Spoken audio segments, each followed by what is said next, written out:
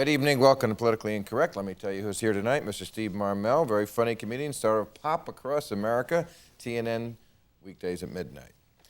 Robert Wiener, former spokesman for the White House Office of National Drug Policy. My old job.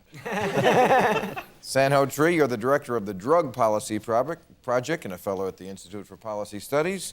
And Rachel Lee Cook, nothing to do with official drug policy, but you were in that cool commercial where you smashed the thing. Yeah. And your new movie coming out later this year, Scorch. So give a hand to our panel here. And since apparently most of the people here have something to do with the drug culture, let's talk about that tonight. The drug war, which I guess you're going to say we're winning. I know you feel we're not winning. A lot of people agree with that. I never thought we did have a war on drugs. We have a war on drug users. But really, Colombia, the country in South America, they have our war on drugs. They're the ones who are getting their crops defoliated. They're the ones who are having Apache helicopters overhead and so forth. And, you know, I never really agree when the Arabs say, you know, we hate you for this reason, this reason, this. I think, you know, I'll listen, and you got a point, we're not perfect. But I would understand why people in Colombia hate us, because I think they would say, you know what, you guys can't stop doing cocaine, so our country has to be defoliated. Is that fair? No, it's not fair, Bill. It's not fair at all. In fact, Colombia is the #1 source of the cocaine that hits our country, and you're wrong on the fact that cocaine hasn't gone down. Cocaine is down 70% in the last 15 years. If any other social program like poverty, illiteracy, or hunger were chopped by 2/3, would that be a failure? It's cheaper than ever before. He's right, you know, it is cheaper. Availability is all over the because place. nobody's buying it. It's a Well, price and first of all, demand. is that figure correct? Has cocaine use gone down 70% Yes, in the it last has. 15 years? He's got note cards. He knows. The surveys they use are government people coming into your homes asking you whether or not you've used drugs in the past. And the criminal sanctions are going up, mandatory minimums. If someone comes to your house from the government asking you, have you done drugs lately? What is your answer going to be? No, I haven't. Thank you. Crime is at record low numbers. One of the reasons is because the crack wars are down. And Yeah, Bob, but come on. I mean, you're in Hollywood. You know, it's like you can't walk into somebody without them powdering up like a talcum bottle here. So you can't tell me it's inaccessible and that they're not finding it. The reality is that overall drug use has gone down by half in America. Crack and cocaine are both down by 70%. Well, I don't know what drug you're on reading these statistics, but I would like to be as high as you when I read. By the way, I appreciate that you're master of the acerbic soundbite, but I do hope we're going to talk some issues here. we are talking issues. I'm just questioning your statistics, and I think you make a good point. We're talking about people telling the government about their drug use. People are more honest about their erections to survey. why do you think that it's gone down that much? I mean, what are you attributing to this It's a real disservice to the parents, the teachers, the community coalitions, 5,000 of them, who've helped succeed in making drug use go down to say that it's a failure. That's a lie. This hasn't DARE, worked. the biggest program, Yeah, there's DARE, problems with has that. I was in the actually DARE encouraged kids to do drugs. More kids who've been in the DARE program do drugs. That's why they discontinued it. So I guess it's not a disservice to them. But listen, in March, the CIA, this is from this week's Rolling Stone, they have an article about Colombia. It says, in March, the CIA announced that coca cultivation in Colombia was up nearly 25% since we launched Plan Colombia. I had a letter in the Washington Post that disproved that because they based their numbers on the clouds. The CIA used incredibly bad intelligence based They on... based their numbers yes, on Bob, clouds? I've been there. I've say been on the clouds. ground. This I've is seen these coca This is the fields. reality, and they admitted it. They then You've admitted seen the it. coca fields? I've been out in the coca fields. I've even chewed the leaf. I didn't swallow, but You I've seem been out incredibly there. focused for a man. But our policies of trying to eradicate this problem using spray planes, all it does is act as a price support. We're trying to take a little bit of the coca off the market, and all it does is elevate the profits for the rest All of the right, people. well, let me broaden this out because we could argue all night about statistics. We each have our own statistics. I don't think anyone, just from circumstantial evidence, from anecdotal evidence, from living in America, would ever question the idea that we live in an enormous drug culture. Would you, Bob? I mean, there are drugs available that are not in your purview because they are not illegal. We live surrounded by drugs. Most people here are probably on a drug right now, whether it's caffeine or nicotine or Prozac or alcohol or Xanax.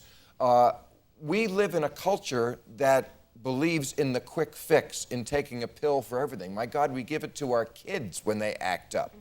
So how do you expect people to not cross over occasionally that really blurry fine line between what's legal and what's illegal? And isn't the problem bigger? Yeah, go ahead. Well, the question is not what is the vice. The question is what is the price. I made a rhyme. No, it's seriously, are you addicted to soap operas? Okay, fine. But, do you decide you have to quit your job to be at home to watch them and therefore you not... Yeah.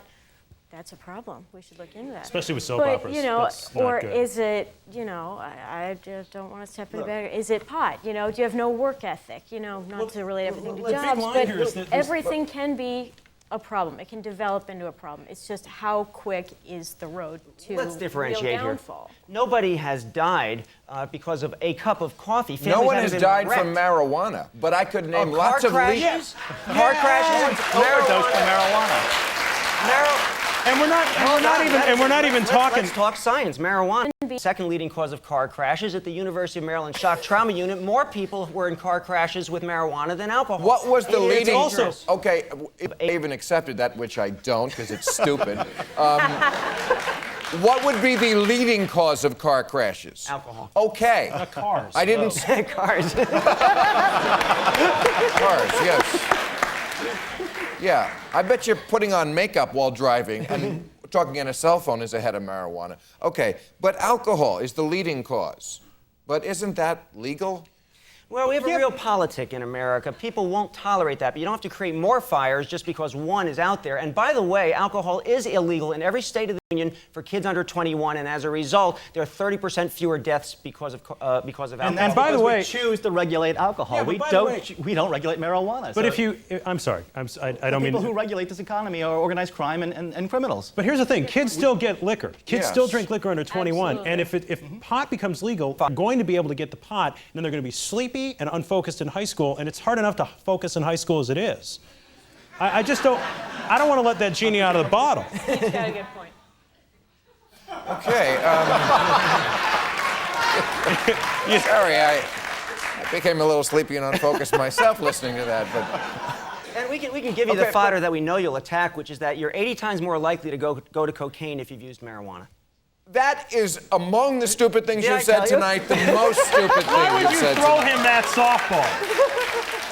Why would you give him that? You have got to be kidding. That's why I brought it up. I knew you'd Every react. alcoholic started But I out by mean- drinking milk.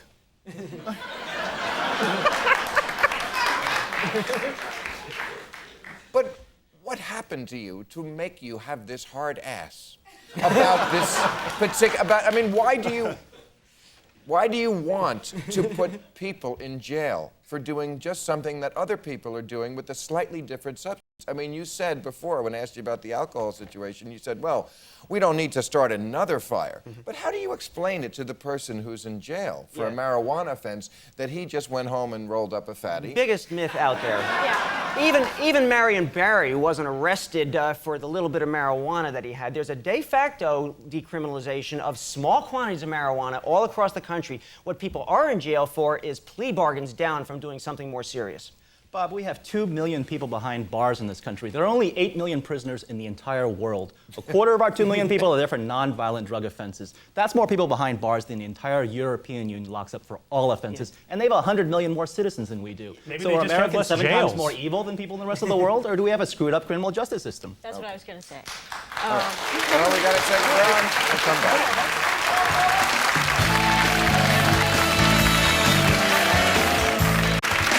A quarter. We're talking about drugs today. Now, I have often said that I think the axis of evil with making any progress in ending the drug war is parents and politicians, because politicians, of course, want to pander to the people who vote. The people who vote are parents. Kids don't vote. They don't have to. They don't care. But parents want to protect their kids from drugs, and we understand that. We want to help them protect their kids from drugs.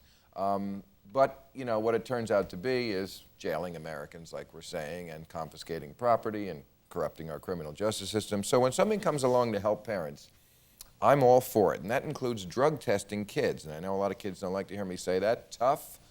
That's why you're kids, you're not adults. In Oklahoma, there's a high school senior who is suing because they made her pee in a cup because the Supreme Court in 1995 said that if you want to, you got to pee in a cup. We got to see if you're drug clean. Now they want to see that for all after-school activities. And I say, I don't care what they do to the kids in the high school. If it keeps it away if it keeps adults from not having to undergo the kind of silly stuff that we've had to undergo in this country, I think that's fair. No? I totally agree. I mean, if you're there and you're using federal money and you're taking after-school classes that you're being insured for by that school and they have to deal with the repercussions of you being high or drunk or coked up, then they should be able to test you for that because they're responsible for you on that. See, the best Aren't they way to keep responsible kids. for you in school? Yes. So why not just test everybody? Because my bet is that more kids do drugs who are, cutting periods here and there and just jumping in.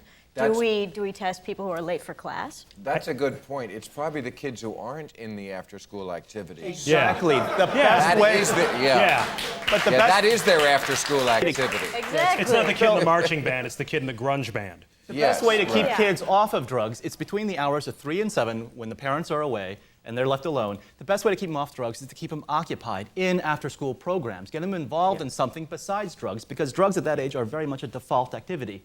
And so if you test kids and you intimidate them from keeping them from joining these clubs after school, But there what are you they going said to it. do? It's when the parents aren't around.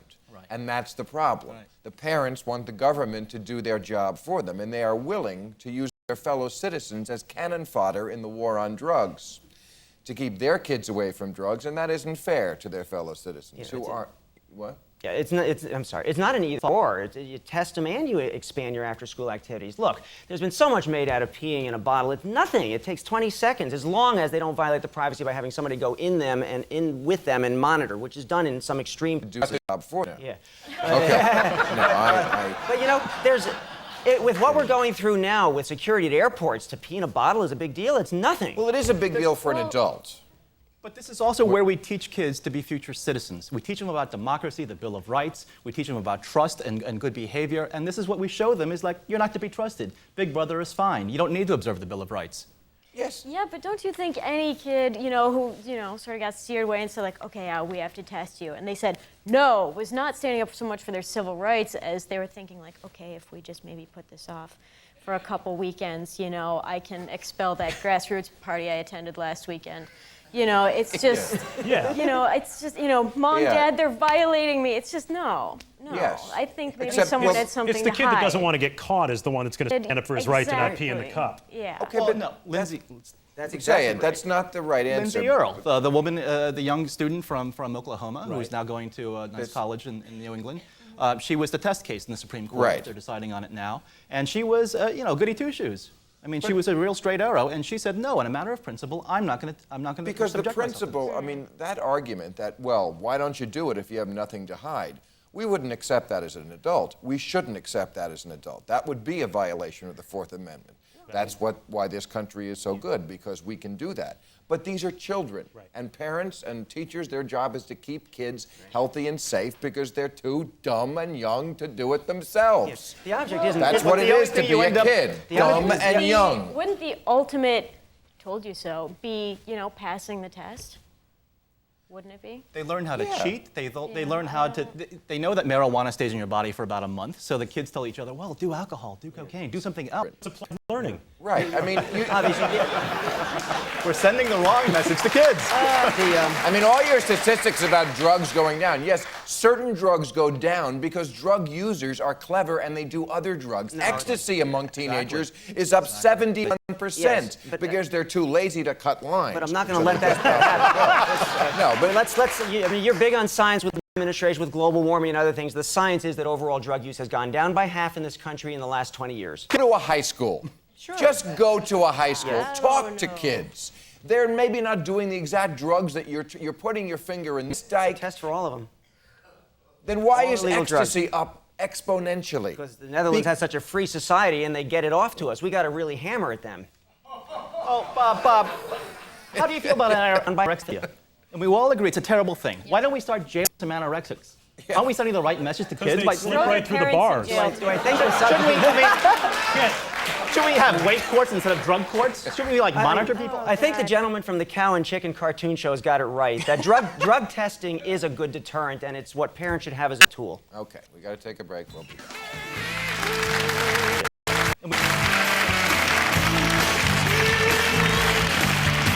Kids?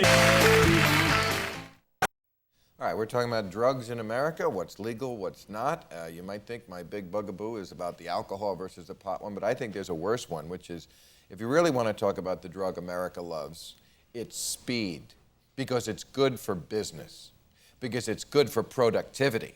The snack drawer is always filled with sugar, and the little coffee break, caffeine. You can always fuel up in America on any kind of speed. Don't cross that line to real speed, because then you're a criminal. Unless you're rich, then you're a victim. But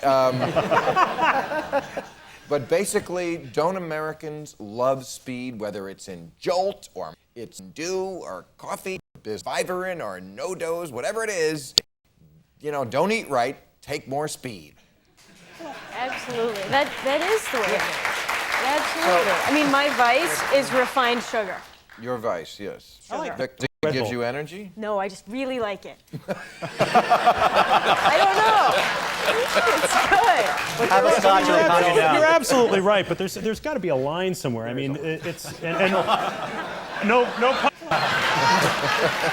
I mean, of course there's hypocrisy, but there's you know, it's like porn good, donkey porn bad. There's lines,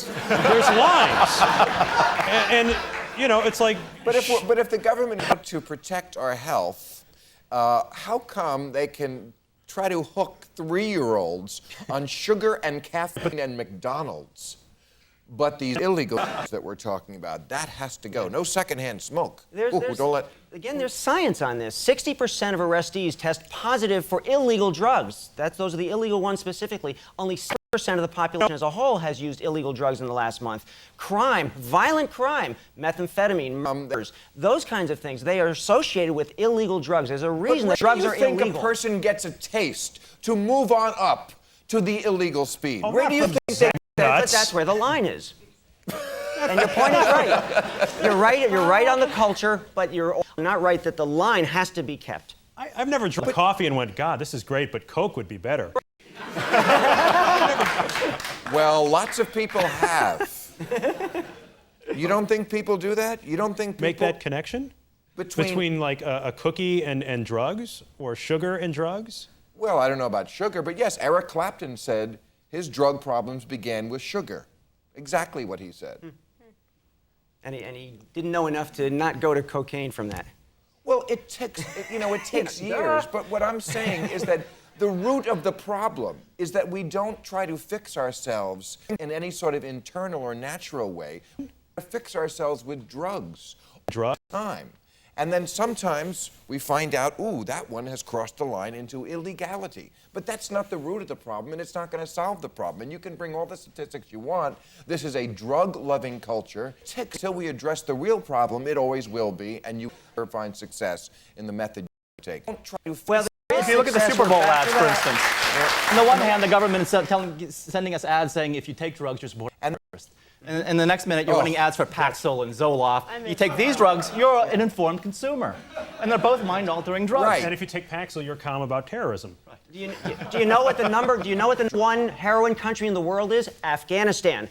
The one cocaine country in the world, Colombia. The two most violent terrorist-prone countries in the world. That's because your policies of prohibition elevate these worthless weeds into things that are worth more than gold. I would agree with you. Marijuana is not it's solid weight in solid gold, ounce for ounce. I would agree with you that the policy is outrageous in Afghanistan right now. President Bush has given a pass to growing opium and the in more you crack down, the greater the prices become, the more profits there are for these people. The Taliban did a better job in Afghanistan. Your position as President Bush is soft on drugs. He's soft on That's opium. how hard you are on this issue. That drug-loving, and of course he was. George Bush funded a lot of terrorists in his day, didn't he? By the way, I'd We love can't to find a presidential candidate who can claim All to be right, we drug-free. got to take a break. in his We'll be past. back.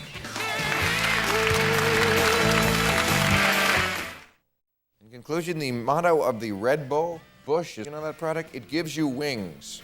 So they're saying, use our product, you'll be flying. Fund.